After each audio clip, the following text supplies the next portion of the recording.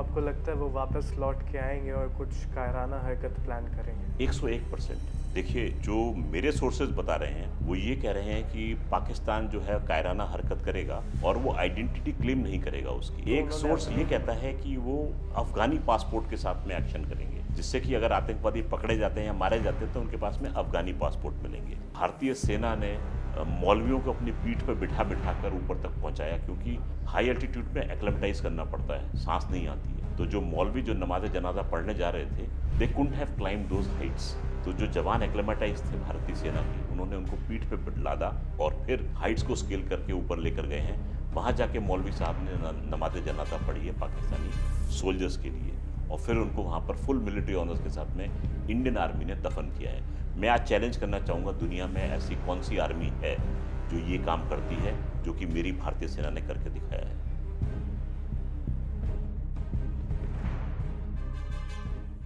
हमारे इस TFI के चैनल पे आज सभी दोस्तों का एक खास स्वागत, क्योंकि हमारे साथ मौजूद हैं एक ऐसी शख्सियत जो कि ना डिफेंस के महारथी हैं, लेकिन उन्होंने फॉरेन सर्विस में भी अपने 6 साल जीवन के बिताए हैं।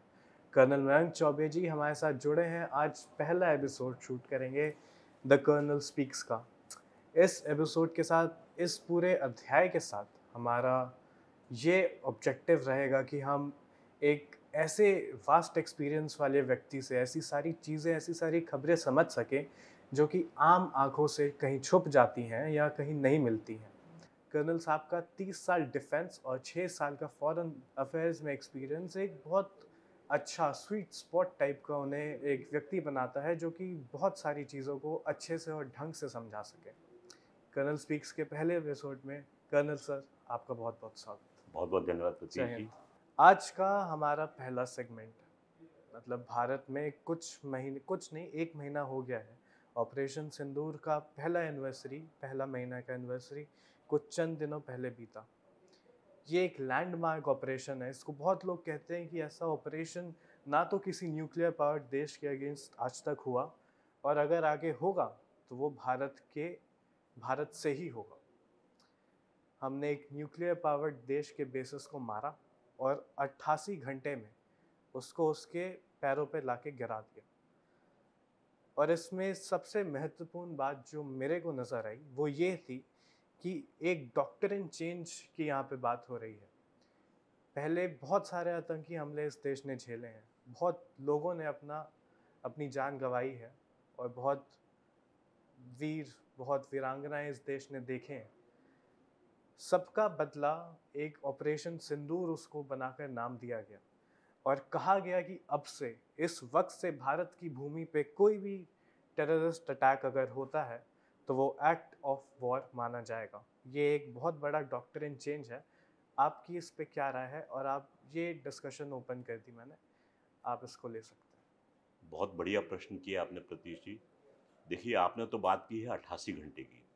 मैं कहूँगा ये ऑपरेशन जो था मात्र 25 मिनट का था। 25 भी ज़्यादा बोल रहा हूँ, 23 मिनट का था। 23 मिनट। ऑपरेशन जो है वो शुरू किया गया 1:05 पर भारतीय समय अनुसार, और 1:30 बजे के आसपास रात को ये ऑपरेशन ख़त्म भी हो गया था। क्योंकि आर्मी को जो ऑब्जेक्टिव दिया गया था वो था कि टेररिस्ट, उनके लॉन्चिंग पैड्स, उनके ट्रेनिंग एरिया, उनकी रिहाइश का सबको तबाह करना। जैसा कि प्रधानमंत्री ने अपने वक्तव्य में पहले ही क्लियर कर दिया था 23 तारीख को, जब उन्होंने मधुबनी बिहार में जाकर लोगों को संबोधित किया था कि हमें टेररिस्ट और उनके आकाओं को मिट्टी में मिलाना है।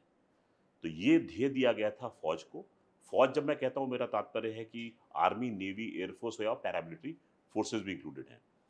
तो इस ध्येय की प्राप्ति जो थी वो हम लोगों ने मात्र 23 मिनट में पूरी कर ली थी। इसको जर्मनी की ब्लिट्जक्रीग जो है उसको भी हमने कहीं पीछे छोड़ दिया था। मेरा ये भी मानना है कि इस ऑपरेशन को हर डिफेंस स्कूल में या थिंक टैंक में पक्का पढ़ाया जाएगा और इस पर डिस्कशंस होंगे कि किस तरीके से एक आर्म फोर्स अपने दिए हुए ऑब्जेक्टिव को मात्र 23 मिनट में पूरा कर लेती है। 88 घंटे तो वो था कि जब पाकिस्तान ने अपने कायराना हरकत की, फिर हमने उसका मुंह तोड़ जवाब दिया, तो उसमें 88 घंटे आते हैं।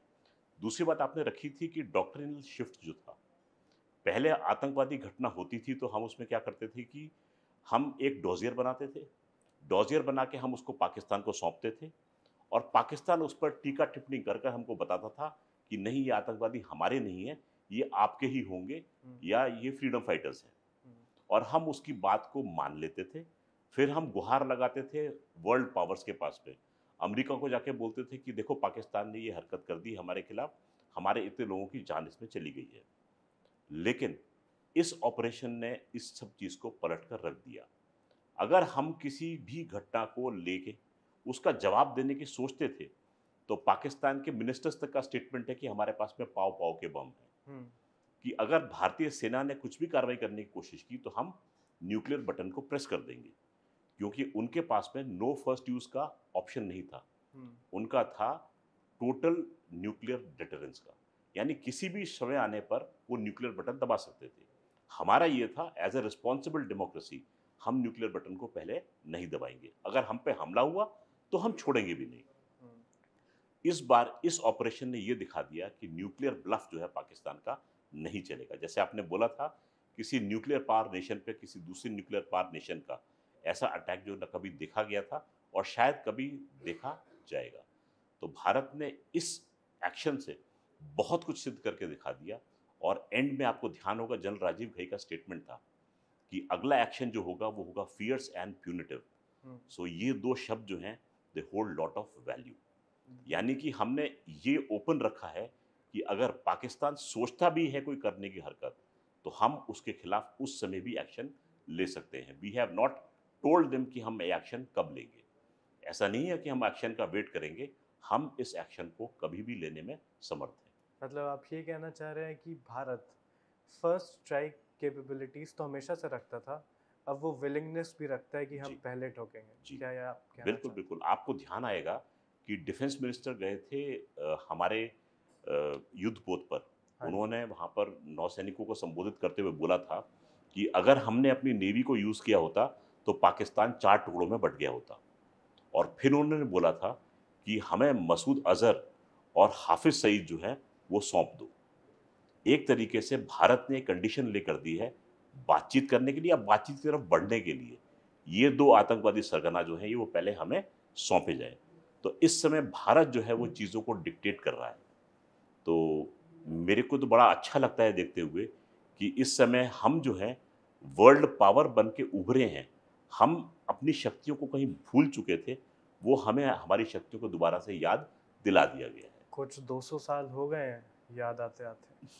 बहुत बहुत समय बीत गया है, लेकिन देखिए भारत जो है वो एक सिविलाइजेशनल नेशन है। सिविलाइजेशन तो किसी भी सिविलाइजेशन में 100-200 साल जो होते हैं वो एक ब्लिप के बराबर होते हैं।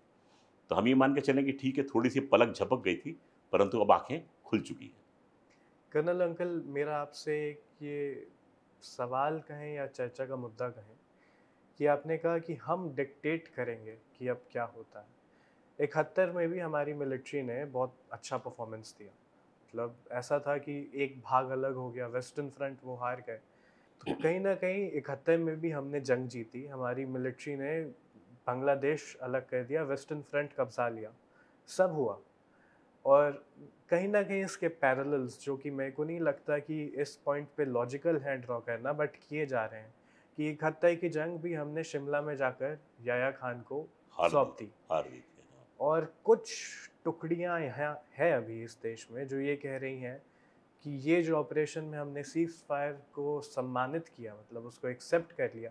सीज़ फायर तो नहीं, एक अंडरस्टैंडिंग कि अब फायरिंग नहीं होगी, वो इम्पोर्टेंट है।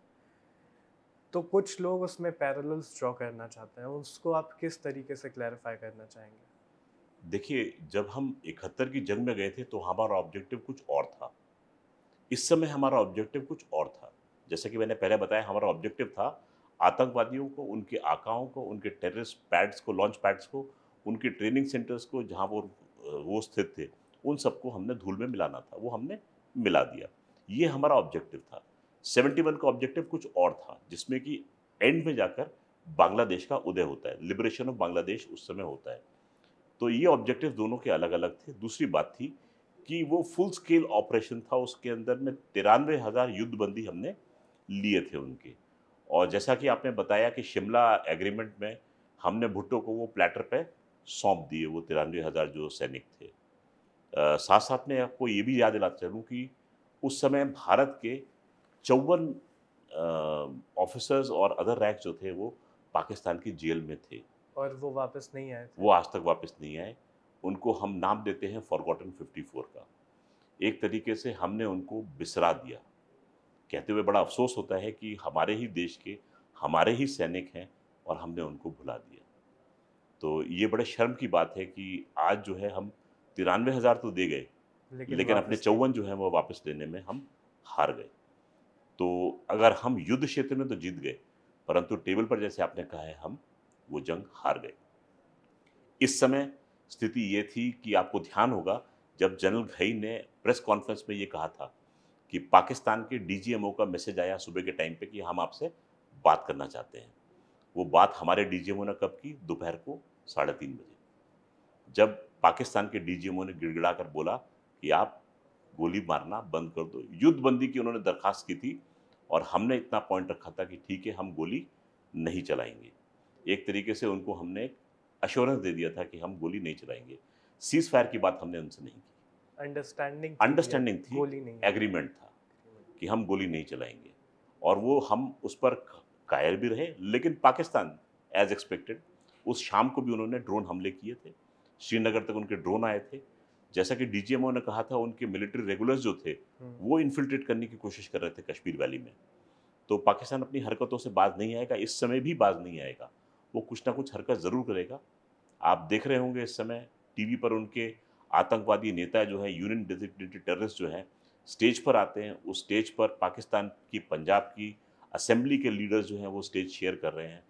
तो ये हरकतें उनकी चलती रहेंगी। They want to validate the terrorist. मतलब कर्नल अंकल, मुझे तो ऐसा लगता है कि 1400 साल का अगर किसी, जैसे हमारी एक सिविलाइजेशनल स्टेट है, उनकी एंटी सिविलाइजेशनल स्टेट है, क्योंकि वो हमारे होने से वो उसके अगेंस्ट अगेंस्ट है चलते हैं और वो उनका अस्तित्व वो है। जी। तो 1400 साल से अगर वो अस्तित्व नहीं चेंज हुआ है, तो मुझे नहीं लगता कि अभी हमारी इस जो मार पड़ी है उनको, उसके बाद भी वो चेंज होगा, वो लौट के आएंगे। ऐसा मेरी रीडिंग है सिचुएशन की। आपकी क्या है? प्रतीश, आपने बोला है कि 1400 साल की उनकी एग्जिस्टेंस है। मैं तो कहता हूँ अभी भी पाकिस्तान अपनी एग्जिस्टेंस तलाश रहा है। पाकिस्तान के पास में अभी भी एग्जिस्ट होने के लिए, क्योंकि कभी तो वो अरब बन जाते हैं, कभी तुर्क बन जाते हैं, कभी अपने आप को मंगोलों से कंपेयर करते हैं। अच्छा, वहाँ भी पहुँचे हैं जी। तो कहते हैं वो लोग, हर मीडियम पे, सोशल मीडिया पे अक्सर कहते हैं कि हमने हिंदुस्तान तुम पे 800 साल राज किया, इतने साल राज किए। तो तुर्कों ने हम पे राज नहीं किया इतने साल तक, और ना ही अरबों ने किया है। किसने? मंगोलों ने किया था, मुगल्स। तो अपने आप को वो उनसे भी कंपेयर करते हैं। तो पाकिस्तान जो है उसकी ट्रू आइडेंटिटी जो है वो इंडियन सब कॉन्टिनेंट के अंदर में है। अगर वो ये मान ले कि वो यहाँ से पैदा हुआ है और ये उसकी आइडेंटिटी है, तो शायद वो थोड़े से समझ जाएं, उनको थोड़ी सी बुद्धि आ जाए। परंतु इस समय वो ऐसे हैं कि जिनके पास ना कोई छत है ना ज़मीन है, बीच में त्रिशंकु की तरह लटके हुए हैं, विदाउट एनी आइडेंटिटी। तो आपको लगता है वो वापस लौट के आएंगे और कुछ कायराना हरकत प्लान करेंगे? 101%। कुछ खबरें ऐसी आ रही हैं जो ये सजेस्ट कर रही हैं कि आसिम मुनी का जो ग्रैंड रिटेलिएशन है, वो बांग्लादेश के लॉन्च पैड से आतंकी भेजेगा और वो फिर यहाँ पे जो कहते हैं लोगों को मारते हैं, वो सब वो बांग्लादेश के थ्रू अब करने का ऐसा कुछ सोर्सेस बता रहे हैं। तो इस पे आपकी आपकी क्या राय है? मतलब इसमें फिर वो हो जाएगा कि ये बांग्लादेशी ओरिजिन के आतंकी हो जाएंगे, तो हम पाकिस्तान पे ब्लेम नहीं डाल सकते। देखिए, जो मेरे सोर्सेज बता रहे हैं वो ये कह रहे हैं कि पाकिस्तान जो है कायराना हरकत करेगा और वो आइडेंटिटी क्लेम नहीं करेगा उसकी। तो एक उन्होंने सोर्स अपनी ये भी कहता नहीं है की। कि वो अफ़गानी पासपोर्ट के साथ में एक्शन करेंगे, जिससे कि अगर आतंकवादी पकड़े जाते हैं या मारे जाते हैं तो उनके पास में अफ़गानी पासपोर्ट मिलेंगे। एक सोर्सेज ये बता रहे हैं कि वो, जैसे आपने कहा था, कि बांग्लादेशी सीमाओं का प्रयोग करेंगे और समुद्र के रास्ते भारत में प्रविष्ट होने का प्रयास करेंगे। और जो मेरा अनुमान है, जिसके बारे में मैंने शायद कल या परसों ट्वीट भी किया था, कि वो इस समय उड़ीसा के पोर्ट से अंदर आने की कोशिश करेंगे। और मेरा कारण ये है लिखने का कि आपको ध्यान होगा एक स्पाई पकड़ी गई जिसका नाम है ज्योति मल्होत्रा। ज्योति मल्होत्रा का विजिट होता है पुरी का। पुरी में जाकर वो पूरी फिल्म बनाती हैं और वहाँ उनकी भेंट होती है एक और यूट्यूबर से जिनका नाम है प्रियंका। प्रियंका को वो फैसिलिटेट करती हैं करतारपुर साहब जाने के लिए। ज्योति मल्होत्रा जो हैं वो दिखती हैं सड़कों पर घूमती हुई पाकिस्तान की अंडर फुल पुलिस प्रोटेक्शन। तो आखिर ज्योति मल्होत्रा इतनी बड़ी एसेट पाकिस्तान के लिए क्यों बन गई? क्या कर रही थी वो भारत में जो कि पाकिस्तान के लिए इतना ज़रूरी था? क्या वो पूरी की फ़िल्म बना कर पाकिस्तान को भेज रही थी कि हमारे वीक स्पॉट या वल्नरेबल स्पॉट क्या हैं, जिससे कि अगर पाकिस्तान वो हरकत करता है, तो उसके हरकत में वो हेल्प हो सके? तो इन सब चीज़ों को कड़ियों को जोड़ते हुए मेरा मानना ये है कि हमारा जो पॉइंट है उड़ीसा कोस्ट, दैट में बी द इनग्रेस पॉइंट। और जैसा आपने कहा है लॉन्च पैड जो होगा वो बांग्लादेश हो सकता है, बिकॉज़ एक शब्द है प्लॉसिबल डिनायबिलिटी। आप एक्शन भी करेंगे लेकिन आप उसको डिनाई करने की स्टेट में भी होंगे, तो पाकिस्तान इस चीज़ का फ़ायदा उठाने की कोशिश करेगा। उन्होंने तो कारगिल में अपने शहीदों को भी नहीं अपनाया था, तो इनको तो देखिए, क्या शहीद अपनाएंगे। शब्द जो है वो उसके लिए होता है जो धर्म की ये मज़हब भी के है। लिए लड़ता है। हाँ। वो मज़हब की लड़ाई नहीं लड़ रहे थे, लड़ाई उनकी बहुत ही छोटे स्केल की टुच्ची सी लड़ाई थी। वो ये दुनिया को शो करना चाह रहे थे कि ये ऑपरेशन ऐसा है जिसमें कि कश्मीरी मुजाहिदीन हम्म। अपनी आज़ादी के लिए भारत से लड़ रहे हैं, इसलिए उन्होंने अपनी बॉडीज़ को भी क्लेम नहीं किया। मैं कहीं किसी फोरम में बोल भी रहा था कि भारतीय सेना ने मौलवियों को अपनी पीठ पर बिठा कर ऊपर तक पहुंचाया, क्योंकि हाई एल्टीट्यूड में एक्लेमेटाइज करना पड़ता है, सांस नहीं आती है। तो जो मौलवी जो नमाज जनाजा पढ़ने जा रहे थे, they couldn't have climb those Heights. तो जो जवान एक्लेमेटाइज थे भारतीय सेना के, उन्होंने उनको पीठ पे लादा और फिर हाइट्स को स्केल करके ऊपर लेकर गए हैं। वहाँ जाके मौलवी साहब ने नमाज जनाजा पढ़ी है पाकिस्तानी सोल्जर्स के लिए, और फिर उनको वहाँ पर फुल मिलिट्री ऑनर्स के साथ में इंडियन आर्मी ने दफन किया है। मैं आज चैलेंज करना चाहूँगा, दुनिया में ऐसी कौन सी आर्मी है जो ये काम करती है, जो कि मेरी भारतीय सेना ने करके दिखाया है। मैं आपका ध्यान थोड़ा ऑपरेशनल डिटेल्स की ओर लेके आना चाहूँगा अब, और इसमें अमेरिकन एंगल भी जोड़ना चाहूँगा। हमने नूर खान बेस मारा, वहाँ पे जो बहुत सीनियर क्रेडिबल जर्नलिस्ट हैं उनका कुछ टाइम बाद बयान आता है कि नूर खान बेस पे तो अमेरिकन कंट्रोल रहता था। अफ़गानिस्तान की जब जंग ख़त्म हो रही थी तो उनका कहना था कि नूर खान बेस पे इनको पता ही नहीं था पाकिस्तानी फोर्सेस को कि कौन सा प्लेन लैंड होगा, कौन सा जाएगा, क्या होगा। No operational details. और नूर खान पे हमने मारा, तो बहुत सारे लोग ये कयास लगा रहे हैं कि नूर खान बेस पे इनका पेट्रियट सिस्टम जो अमेरिका का था वो इंस्टॉल्ड था, और हमारी जो मिसाइल्स थी, हो सकता है स्कैल्प हो या ब्रह्मोस हो, उसने अमेरिकन पेट्रियट सिस्टम को भेद दिया। ये क्या रीडिंग है आपकी इस पे? आपका जो मानना है, जो कयास है, बिल्कुल सही है।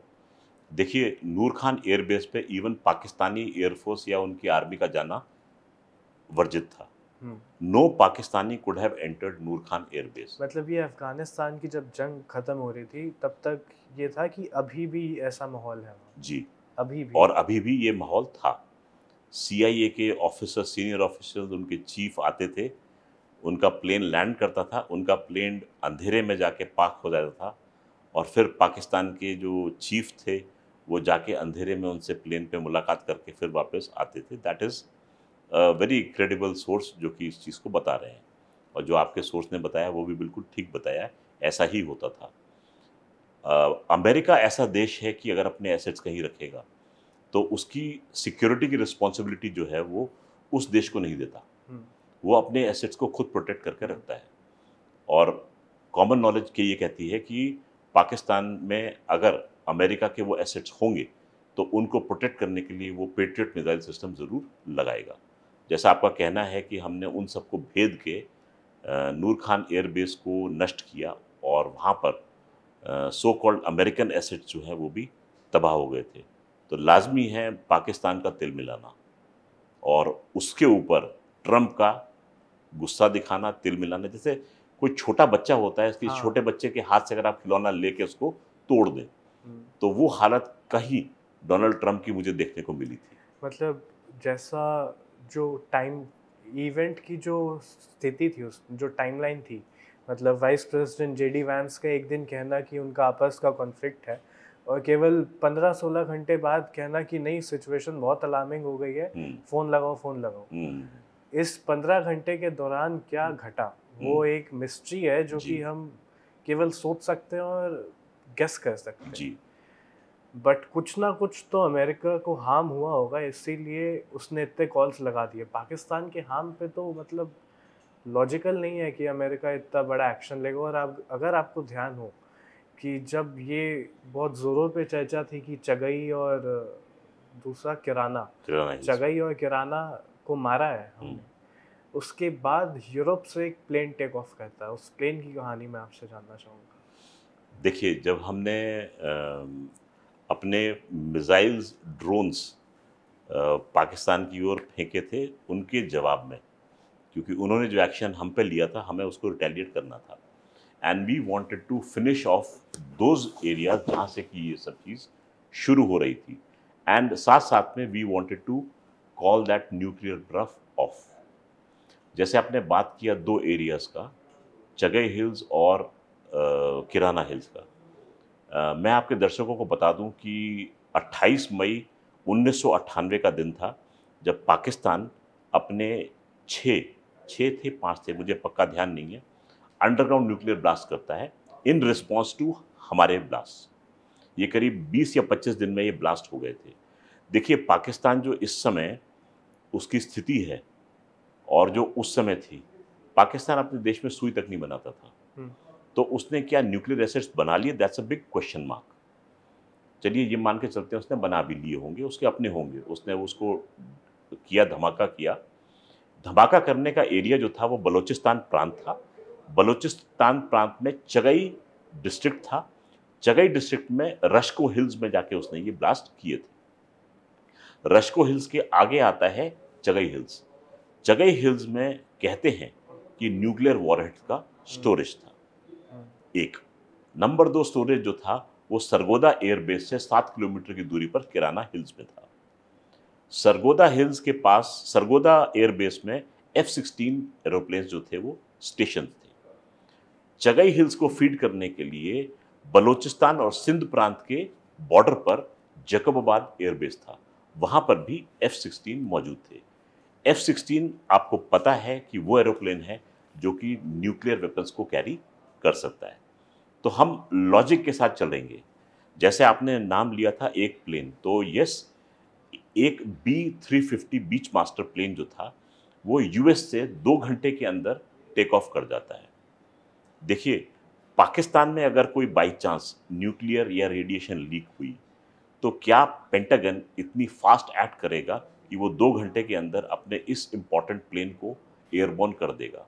क्या पाकिस्तान के पास इतनी ताकत है, या अमेरिका के लिए पाकिस्तान इतना इंपॉर्टेंट है? One question. बीच मास्टर आता है, 9 घंटे का चक्कर लगाता है, वो चगई हिल्स को सर्कल करता है, वो किराना हिल्स को सर्कल करता है और जाके इस्लामाबाद में लैंड कर जाता है। जब ये लैंड कर जाता है तो इजिप्ट एयरफोर्स का एक IL-76 मालवाहक विमान जो है वो कायरो से टेक ऑफ करता है और पाकिस्तान में अगेन इस्लामाबाद आके लैंड करता है।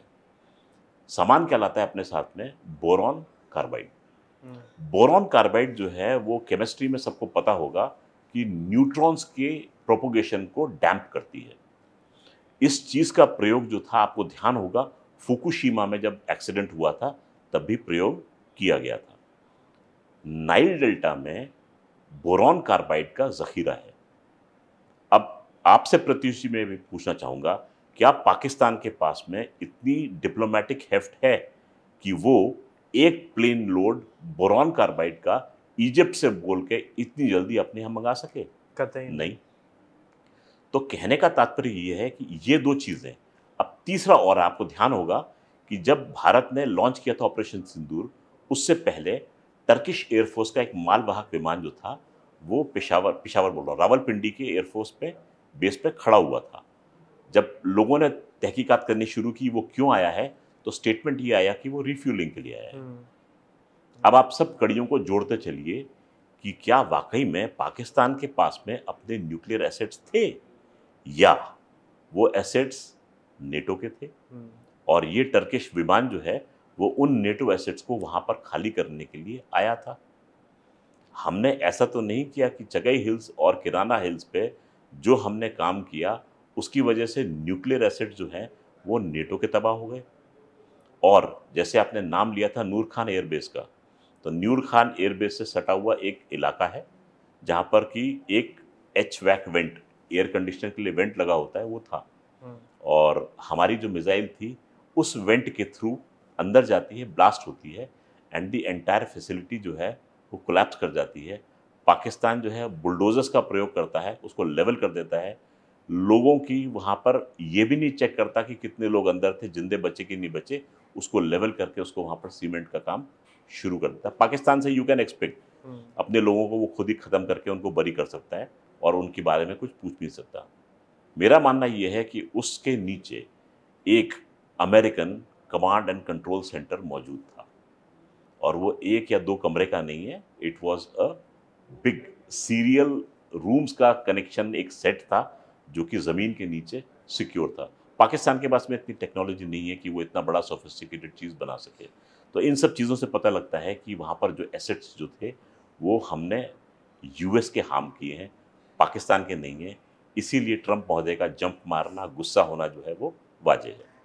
क्योंकि डोनाल्ड ट्रंप को आप देखें, उसके बाद से कुछ 22 या 20 या कुछ तो ऐसी गिनती है कि मतलब वो उस आदमी ने बोल रखा है कि भाई मैंने उसने इतना क्रेडिट ले लिया है इस बात का, जबकि उसको दिया किसी ने है नहीं, बट वो ले के बैठा है खुद।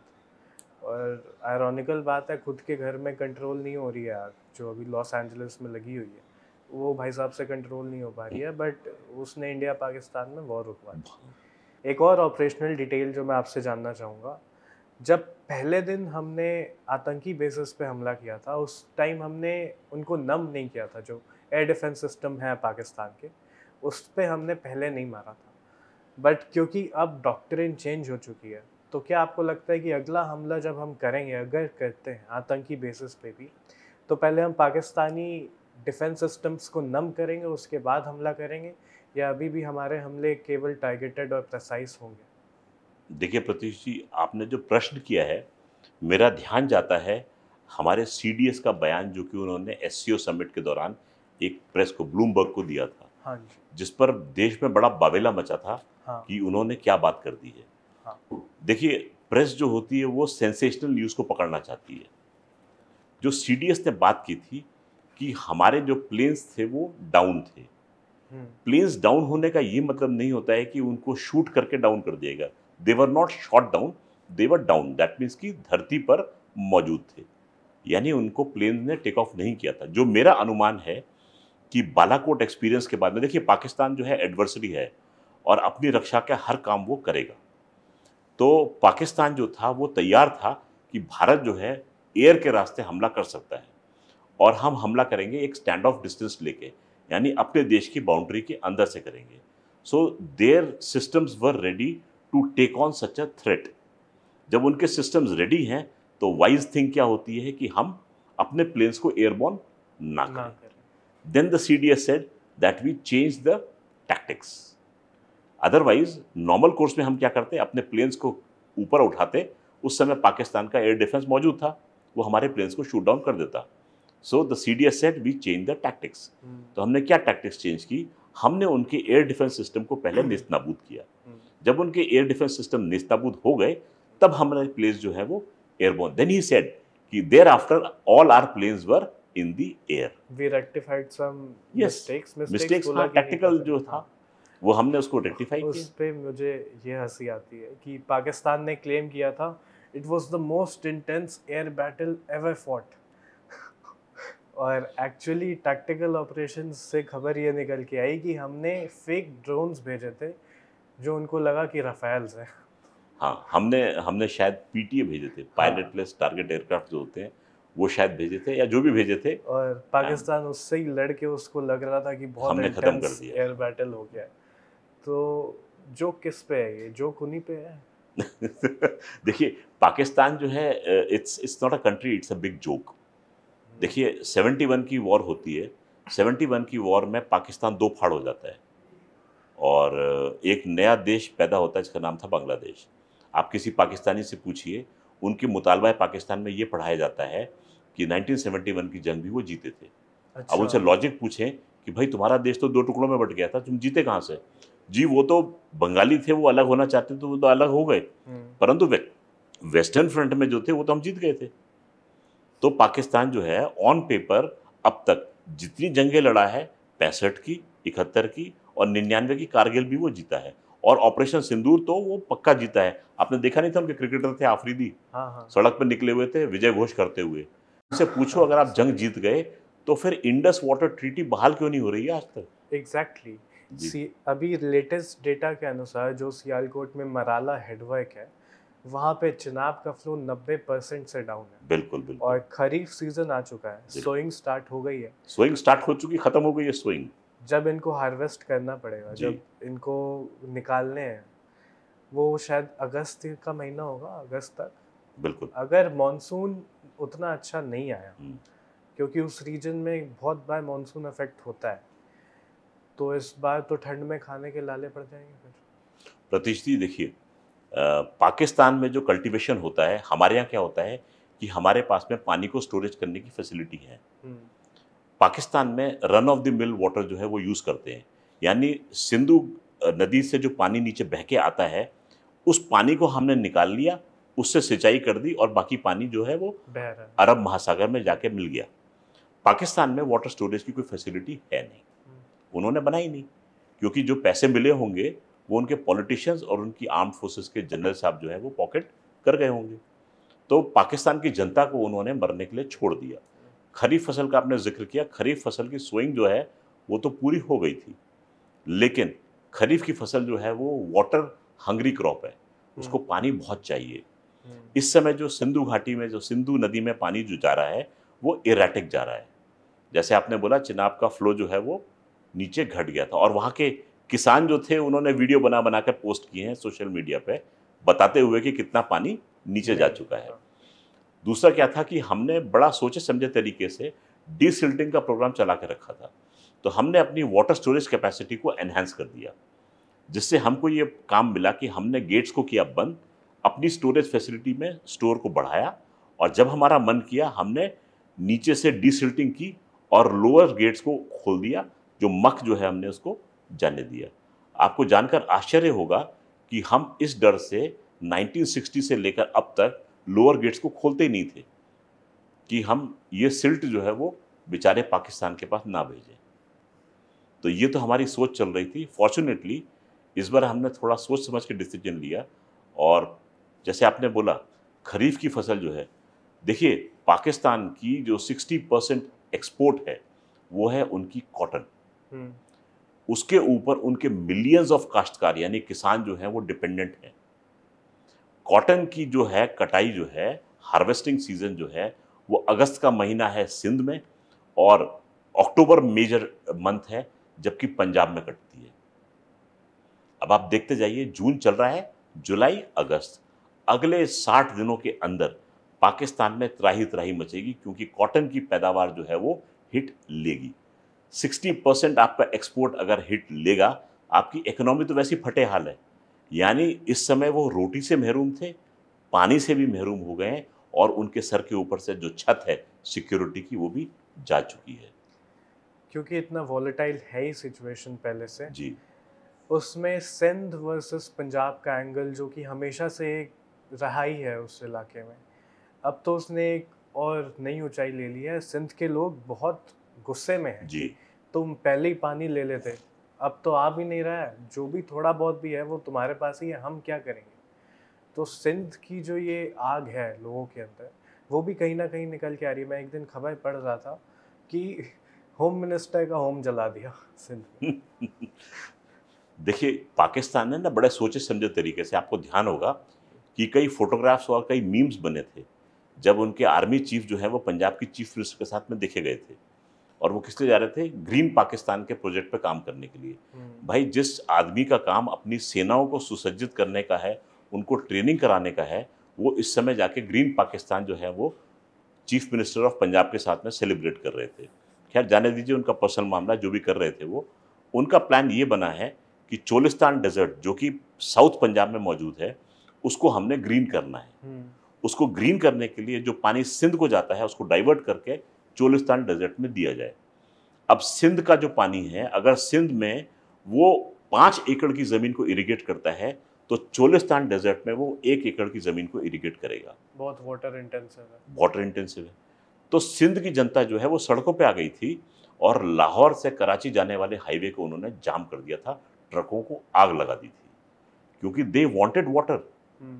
इस समय जो हालात ऐसे हैं, पाकिस्तान में I foresee a civil war brewing, and civil war होगी, आपको ध्यान होगा। इसलिए इन्होंने टेररिस्ट को उतारा है मेन फील्ड पे, और टेररिस्ट के बयान आए हैं, अगर तुम हमारा पानी रोकोगे तो हम तुम्हारी सांसें रोक देंगे। ये एक यूएन डेजिग्नेटेड टेररिस्ट बोल रहा है, और उसकी नकल कौन कर रहा है? उनका डीजी आईएसपीआर, नहीं, अच्छा हाँ सॉरी, डीजी आईएसपीआर एक भाषण में बोलते हैं, तुम हमारी अगर पानी रोकोगे तो हम तुम्हारी सांसें रोक देंगे। यानी पाकिस्तान में जो लाइन डिवाइड करती है टेररिस्ट को और आर्मी को, वो मिट चुकी है, धूमिल भी नहीं हुई, मिट गई। मतलब ये जो लैंग्वेज है, ये आप एक्सपेक्ट नहीं कर सकते हैं किसी डिग्निफाइड इंसान से। नहीं, देखिए, डिग्निफाइड इंसान होते हैं जहाँ पर कंट्री में कोई डिग्निटी हो। पाकिस्तान ऐसा कंट्री है जिसमें डिग्निटी नाम की शायद चीज़ जो है वो उड़ चुकी है। आप इनके एनआरआईज की प्रेजेंटेशन देखेंगे, ऐसा लगेगा कि ये कोई बहुत वेल टू डू, मतलब एकदम ऐसा प्रेजेंटेशन इनकी ऐसी रहती है ना, डिसेप्शन इनका ऐसा रहता है कि अपेरेंटली ये 5 ट्रिलियन की इकोनॉमी है और हम जो है भीख मांग रहे हैं। हाँ। आप देखेंगे जब इनके आर्मी चीफ ने एड्रेस किया था नॉन रेजिडेंट पाकिस्तानीज को, उसकी भी बड़ी कहानी है उसके प्रति जी, जो मेरे सोर्सेज मुझे बता रहे हैं। वो ये कहते हैं कि इनके आर्मी चीफ की तरफ, जीएचक्यू की तरफ से इनकी पूरी डिप्लोमेटिक कोर को मैसेज गया था, क्योंकि इनके जो एफ्लुएंट पाकिस्तानीज जो बाहर रह रहे हैं, they owe allegiance to Imran Khan PTI. तो उन्होंने बोला गया था कि आप ऐसे लोगों को सेलेक्ट करो जो कि पीटीआई के सिंपैथाइजर्स ना हो। तो जो मेन पाकिस्तानीज जो कि they are doing well outside, they were not sent invites. तो वो खाली सूट और टाई लगा के बैठ गए थे, but they were not really the true elite of Pakistan which is settled abroad, जिसको जनरल आसिम मुनीर ऐसे एक्शन करके बताते हैं कि Hindus and Muslims can not stay together. मतलब आप एक तरफ बोस्ट करते हैं कि हमारी आर्म्ड फोर्सेस में हिंदूज भी हैं, सिख्स भी हैं, but you yourself as the army chief are giving a message that Hindus and Muslims cannot stay together. He is a radical army chief, मतलब वो तो बोलना चाहिए कि नहीं, बट वो जिहादिस्ट तो है ही अपने माइंडसेट से। Actually, what is happening is he is trying to copy the template of General Muhammad Ziaul Haq. Does he have bigger ambitions? Presently, he is trying to copy the footsteps of General Ziaul Haq. अब general Ziaul हक तो बेचारे वो आदमी थे, जब वो brigadier थे तो उन्होंने जॉर्डन में जाके हजारों पैलेस्टीनियंस पे गोली चलवाई थी। पाकिस्तान आर्मी जो है वो फेमस है इस काम के लिए। वो भाईचारा बताते हैं, भाईचारा बताते हैं, मतलब भाई को किस तरीके से उन्होंने चारा बनाया था जाके वहाँ पर, ये हमको देखने को मिला था। तो ये वो आर्मी है जो कि एक तरफ लड़ते हैं पैलेस्टीनियन कॉज के लिए कि हम इजरायली चीज़ों का बहिष्कार करेंगे, और आप जाके वहाँ पर पैलेस्टीनियंस पे गोली मारते हैं, and this is on record. So Asim Munir न जाने क्या करने वाले हैं, because he has to kill a few thousand people of his own. I don't know who are these people. तो अब उनकी हरकतें जो हैं वो शायद अपने देश के सिविलियंस को प्यासा मारना है। सो एक तरीके की गोली जो है वो ये चलेगी, प्यास की गोली जो है वो अपने देश को मारेंगे। मुझे आज तक नहीं समझ आया कि आपके देश को आज़ाद क्या मतलब बने दे दी हमने उस देश को, तो 70 कुछ ऐसे साल बीत गए, 70-75 साल हो गए। आपने अपने देश में क्या क्या कर लेना चाहिए था, ग्राउंड अप से कुछ तैयार कर रहे हो, कितना अच्छा तैयार हो सकता था, बट आपने उसको इतना इस्लामिक मिस एडवेंचर के लिए यूज़ किया है कि सऊदी अरेबिया डिसोन करने लगा है आपको। मतलब जो इस्लामिक कैलिफेट का बाप बन के बैठा है, जो कि सऊदी अरेबिया है और कोई है भी नहीं, वो तक डिसोन करता है इन लोगों को कि भाई इससे हमारा कोई लेना देना नहीं है, ये लोग क्या कर रहे हैं। उसके सामने भी आप जाके सर लोन दे दो, एक तो ये जहाँ जाते हैं उससे लोन मांग लेते हैं। जी जी जी जी। तो वो सामने वाला भी तो तंग हो जाएगा ना कि भाई मैं कितना लोन दूँ। अभी चाइना ने इनका कुछ लोन माफ़ किया है कि भाई अभी मत दो। मैं आपसे ये जानना चाहता हूँ, चाइना जिसकी इतनी डीप पॉकेट्स है, वो कब तक ये गेम खेल सकता है? देखिए, चाइना का जो फ्लैगशिप प्रोजेक्ट था उनके बेल्ट एंड रोड इनिशिएटिव का, that was CPEC, China Pakistan economic corridor, और चाइना जो है वो $66 बिलियन उसमें इन्वेस्ट कर चुका है। 66 बिलियन डॉलर्स इन्वेस्ट कर चुका है, बड़ा अमाउंट। और इस समय ऑपरेशन सिंदूर में हमने जो हिट किए हैं targets, they are all literally hugging their CPEC. So China understands that their flagship project of the BRI is under threat. China को यह भी मालूम है कि मलाक्का स्ट्रेट में नीचे जहां से उनकी 80% एनर्जी ट्रैवल करती है, उस पर इंडिया का एक स्ट्रांग होल्ड है। इस समय हमको पता होना चाहिए कि हमारी नेवी जो है, it rules from the straight of Hormuz towards one side till the Malacca straight. And interestingly, after Operation Sindoor, countries like Indonesia, Thailand, Malaysia, Vietnam, Brunei, they have all demanded our BrahMos missile system. These all countries are hugging the South China Sea. तो जहाँ dominance China की है, उसके आसपास की सारी countries, Philippines का मैंने नाम इसलिए लिया क्योंकि फिलीपींस के साथ में ऑलरेडी हमारा मुआहदा पहले हो चुका है। ये नेकलेस ऑफ पर्ल्स बनाना जी हाँ, था ना? ये जो उनका स्ट्रिंग ऑफ पर्ल्स की पॉलिसी थी, we have not done this, we have now built a string of garnets around their ring of string of pearls. So we have literally choked China. तो चाइना का उछलना, उसका पाकिस्तान को overtly support करना कि we are with Pakistan बनता है। To bring to your notice sir, Taiwan ने भी D4 ड्रोन्स या D4 कौन सा सिस्टम है, D4 एंटी ड्रोन सिस्टम है क्या कोई? हाँ, to bring to your notice sir, Taiwan ने भी एक रिक्वेस्ट सबमिट की है इंडिया को D4 सिस्टम्स के लिए जी। तो आपकी क्या राय है? क्या हमें ताइवान के साथ रिश्ते थोड़े हारमोनियस करने चाहिए इस वक्त? क्या रीडिंग है? देखिए, ताइवान के साथ में ऑलरेडी यूएस का अपना अंडरस्टैंडिंग है। यूएस उसको डिफेंस कवर देने के लिए कटिबद्ध है। आपको लगता है, क्योंकि यूएस कहता तो है कि वो प्रोटेक्ट करेगा ताइवान को, but if China does plan to go all out, तो आई डोंट, क्योंकि यूएस का हमेशा से है कि वो कभी बॉडी बैग्स रिस्क नहीं करेगा अपने, और अभी भी नहीं करेगा। तो मेरे अपने रिजर्वेशंस है कि वो ताइवान को लेके कितना सीरियस है, क्योंकि जो बाइडेन की प्रेसिडेंसी जब थी तो उसमें ये कयास और ये बातें उठ भी रही थी, और उसका बहुत कैजुअल स्टांस था उस पर, he wasn't very firm on it. मेरा मानना ये है कि देखिए, when you speak of international geopolitics, you should not forget that Taiwan was one country जिसके मैप्स में हमको थोड़ा सा तोड़ मिला था, where they were shying away to show the Indian territory, Arunachal. Yes, so those territories were being shown in China. तो ठीक है, आपकी जो स्थिति है आप मानेंगे, हम जो है अपना स्टैंड लेकर चलेंगे। I don't know what the government decides, but yes, अगर उसने मांगा है and if the conditions are favourable, I don't think we should shy away from giving it to Taiwan, but then it is for the leadership to decide कि क्या करना चाहिए। हमारी फे प्रोजेक्शन एक ऑफेंसिव कैटेगरी में चाइना देखेगा। China can see our projection as offensive at any point of time. इस समय इंडिया ने जो उसके HQ-9 सिस्टम्स को आंखें दिखा के, उसके JF-17 ब्लंडर विमान को, थंडर विमान को नीचे लाकर जो दिखाया है, चाइनीज सैटेलाइट्स जो कि इंडिया के ऊपर ऑर्बिट कर रही थी और उसके सहारे जो है ड्रोन्स अटैक हमारे ऊपर आ रहे थे, उनको भी हमने धूल चटाकर कुछ दिखाया है। तो एज इट इज, चाइनीज पूरा वेपन सिस्टम जो है पूरी दुनिया के सामने फेलियर प्रूफ हो चुका है, and the success of Atmanirbhar Bharat has been shown to the entire world. So our systems have been battle tested and they have been approved in battle. So China is feeling threatened from all the angles. मैं एक last scenario आपके साथ perform करना चाहूँगा। Let's say it's a hypothetical conflict, Chinese Air Force and the Indian Air Force are engaged. वो situation कैसे play out होगी? क्योंकि a lot of people think Chinese have a very decisive advantage over India, but I disagree. ऐसा Air Force में तो at least नहीं होगा। तो आप मेरे को थोड़ा वो सिचुएशन समझाओ कि कैसे चीज़ें प्ले आउट करेंगी उस सिनेरियो में। देखिए, एक तो होता है नंबर्स और एक होता है कॉम्पिटेंस। नंबर्स में कुछ भी हो सकता है। नंबर्स में Chinese may be having 6000 aircraft and Indian air force would be having से 3000 और 4000 एयरक्राफ्ट। न्यूमेरिकली आपको लगेगा चाइनीज बहुत ज़्यादा आगे हैं। आर्मी जो है वो हमारी जो है वो 12 लाख होगी, चाइना की हो सकता है 25 लाख हो जाए। लेकिन what is the quality of soldiers that you produce.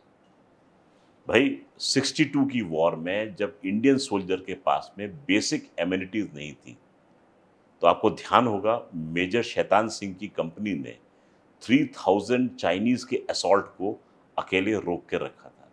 एक कंपनी में कितने लोग होते हैं?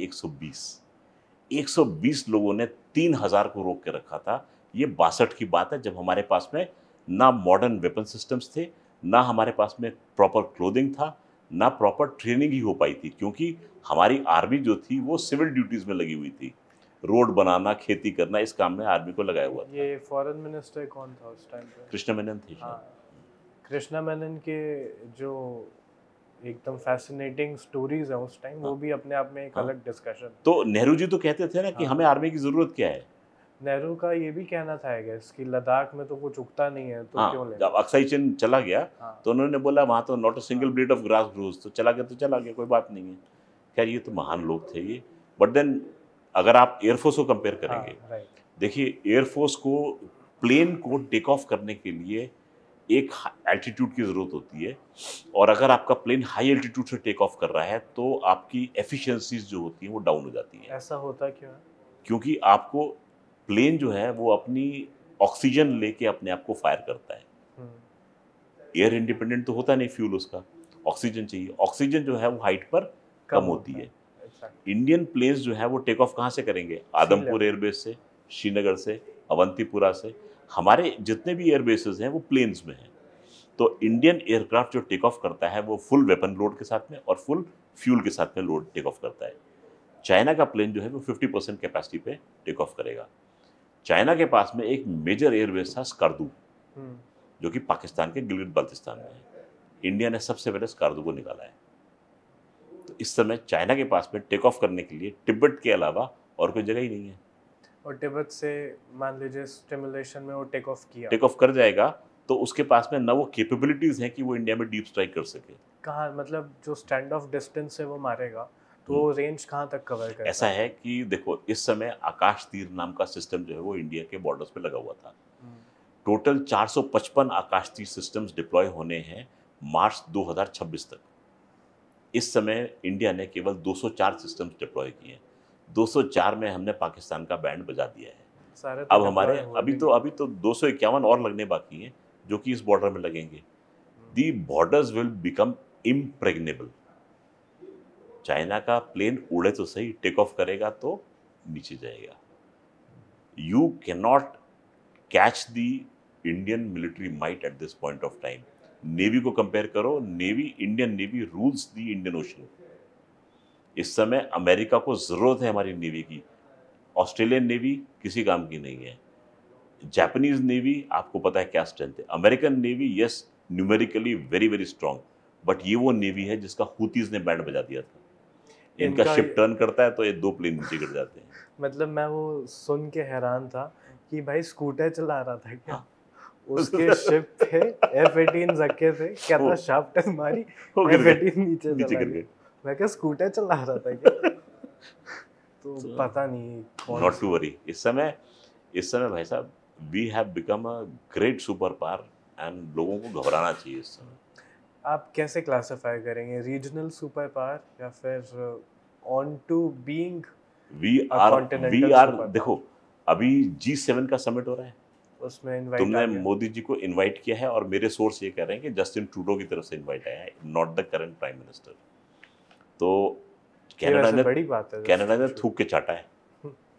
अच्छा, दूसरा कनाडा का जो लोकल मास है वो उन सिख्स का है जो कि ब्रिटिश कोलंबिया में है, जिसका सपोर्ट लेके ट्रूडो बैठा हुआ था। दे आर वेहेमेंटली अपोजिंग मोदी का आना। So what the prime minister of Canada has done, he has put his entire political capital at stake by inviting the Indian Prime Minister.